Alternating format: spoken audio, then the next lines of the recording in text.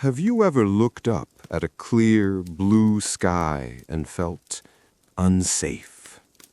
We are programmed to trust the sky. It's our ceiling. It gives us sunlight. It gives us rain. It gives us snow. We look up to pray. We look up to dream. We assume that if the sun is shining and there isn't a cloud for miles, we are fine. The worst thing that could happen is a sunburn. But what if the sky betrayed that trust? What if, instead of rain, it gave you something else, something visceral, something dead? Imagine standing in your yard, enjoying the fresh air, when suddenly you hear a sound, not thunder, not a bird singing, but a wet, heavy thud hitting the grass next to you, and then another, and another. You look down, expecting hail or maybe a stone, but it's not a stone. It's red, it's warm, and it's bleeding. Tonight, we are going back to a specific afternoon in 1876.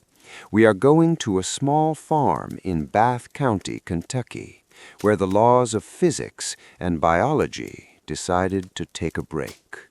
This isn't a ghost story. Ghosts are frightening, but they are intangible. What happened in Kentucky was physical. You could touch it, you could smell it, and, God help them, some people even tasted it. So put down your food. Seriously, if you're eating, put it down.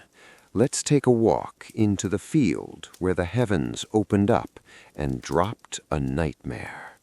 The date is March 3rd, 1876. We are in the deep rolling hills of Olympia Springs, Kentucky. It's a Friday. The weather is perfect. The local reports from that day describe the sky as clearless and the air as crisp. Mrs. Allen Crouch is in her yard. She's a tough woman, a farmer's wife, used to the grime and grit of rural life. She's outside making soap, boiling lye and fat in a kettle.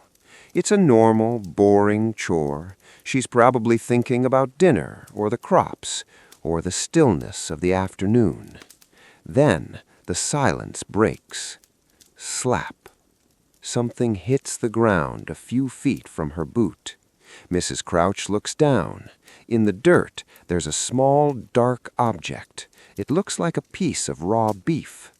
Now, if you found a piece of raw beef in your yard today, you'd assume a neighbor dropped it, or maybe a stray dog dragged it in. But before Mrs. Crouch can even process what she's seeing, it happens again. Slap, splat, thud. Suddenly, the air is filled with falling objects, but they aren't falling like rain. They are falling like heavy, wet stones. They're hitting the fence. They're hitting the roof of the porch. They're hitting the rim of her soap kettle. Mrs. Crouch freezes. She looks up. The sky is empty. There is no airplane. This is 1876. There is no tornado. There is no tornado. There's just the sun staring down at her and hundreds of chunks of gore raining from thin air. The shower lasts only a few minutes, but it covers an area of about 100 yards long and 50 yards wide. When it stops, the silence that follows is heavier than before. Mrs. Crouch runs to get her husband. They walk out into the field together, stepping gingerly, trying not to ruin their boots. The ground looks like a slaughterhouse floor. Stuck to the wooden fence posts are ribbons of flesh. Hanging from the tree branches are shreds of gristle. The pieces range in size. Some are small, like snowflakes. Others are large, square chunks, 3 inches by 4 inches, solid, muscular, and horrifyingly real. The farm cats, sensing a free meal, come running out from the barn. They start feasting on the skyfall. Now, this is where it gets strange. Usually, when something impossible happens, people run away, they hide. But this was 1876. People were curious. Neighbors started arriving. They gathered around the crouch fence, staring at the carnage. One neighbor, a man named Harrison Gill, arrives on the scene. He considers himself a rational man. He picks up a piece of the substance. It's shrinking as it dries, turning from a vibrant red to a dull, spoiled brown. He smells it. It smells distinctly of fresh game. And then Harrison Gill does something that, frankly, I cannot wrap my head around. He decides to taste it. I know what you're thinking. No way, nobody is that crazy. But you have to understand, these were people who lived off the land. If it looked like meat and smelled like meat, they wanted to know what kind of meat it was. Was it a miracle, manna from heaven, or was it a warning? Gill and another local hunter take a bite. They chew it. They analyze the texture. Can you imagine that conversation? Standing in a field of blood, debating the flavor profile of a mystery substance that just fell from a clear blue sky? Their verdict was, it wasn't beef, it wasn't pork. They said it tasted like mutton, or maybe venison, definitely a game animal. The story exploded. Newspapers from New York to London picked it up. The Kentucky meat shower became a global sensation. But with the fame came the theories, and this is where the story shifts from gross to psychological horror. Everyone had a theory, and each one was more disturbing than the last. Theory number 1, the whirlwind. People suggested a tornado had hit a slaughterhouse in a neighboring county, sucked up the inventory, and deposited it on the Crouch farm. It's a comforting thought, but there were no reports of tornadoes that day. The weather was calm across the state. Theory number 2, the cosmic meat. This was the favorite of the tabloids.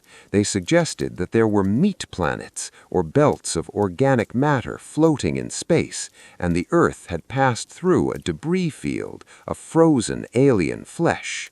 It sounds ridiculous now, but in a time before space travel, who could say for sure? Theory number 3, the cyanobacteria. A scientist named Leopold Brandeis got a sample preserved in glycerin. He analyzed it and declared confidently that it wasn't meat at all. He said it was nostoc, a type of jelly-like bacteria that swells up when it rains. He claimed it had been on the ground the whole time, and the rain was just Mrs. Crouch noticing it. It was a neat scientific answer. It calmed people down. See? It's just algae, nothing to fear. But there was a problem. Nostoc doesn't look like muscle fibers, it doesn't have cartilage, and it definitely doesn't taste like venison. Other scientists, specifically Dr. Alan Kastenbein from the Louisville College of Pharmacy, disagreed with Brandeis. He got fresh samples, he put them under the microscope, he burned them to smell the ash. His conclusion, this was meat. Specifically, he found lung tissue, muscular tissue, cartilage. So we are back to square one. We have confirmed chunks of lung falling from a clear sky. If it wasn't a tornado, and it wasn't space meat, what was it? The answer came from a Dr. L.D. Kastenbein, and honestly, it is the one explanation that makes you wish it was aliens. He looked at the clues.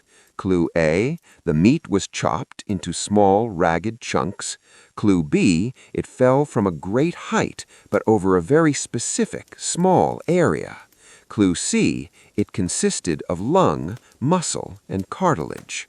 Kastenbein realized the delivery system wasn't a cloud, it was a flock. Kentucky is home to the black vulture and the turkey vulture. These are massive birds. They scavenge dead carcasses, horses, cows, deer. They gorge themselves until they can barely move.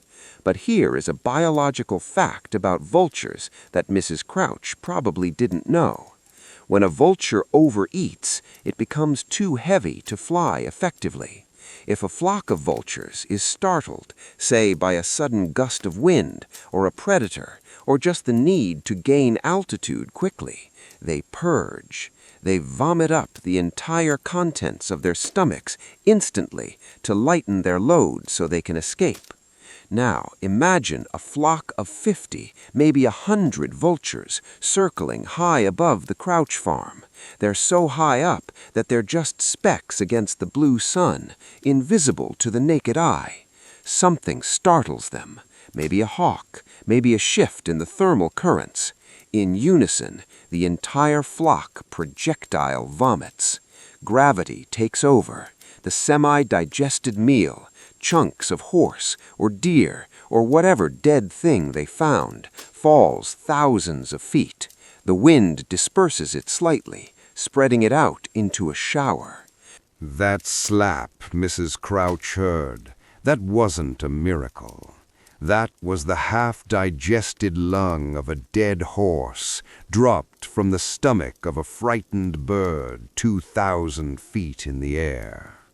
And remember Harrison Gill, the neighbor, the man who picked it up and tasted it? He didn't taste manna from heaven. He tasted vulture vomit. This theory, known as the vomit theory, is now accepted as the only logical explanation. But in a way, isn't that worse than the mystery? We want our monsters to be complicated. We want portals to other dimensions. We want aliens. But sometimes the monster is just nature being efficient. The Crouch family never really recovered from the notoriety. The farm became a tourist attraction for a while, but eventually the grass grew back, the rain washed away the grease, the smell faded. But I guarantee you, Mrs. Crouch never looked at a clear blue sky the same way again. Every time a shadow passed over the sun, she must have flinched. She must have waited for that wet thud. We spend so much time looking for the supernatural. We buy tickets to horror movies. We hunt for ghosts in attics. We scan the radio waves for signals from Mars. We want the world to be magical, even if that magic is dark. But the Kentucky meat shower teaches us a humbling lesson. The world doesn't need magic to be horrifying. It just needs biology. The next time you are outside on a perfect cloudless day, take a moment. Close your eyes. Feel the warmth of the sun on your face. Listen to the wind in the trees. It feels peaceful, doesn't it?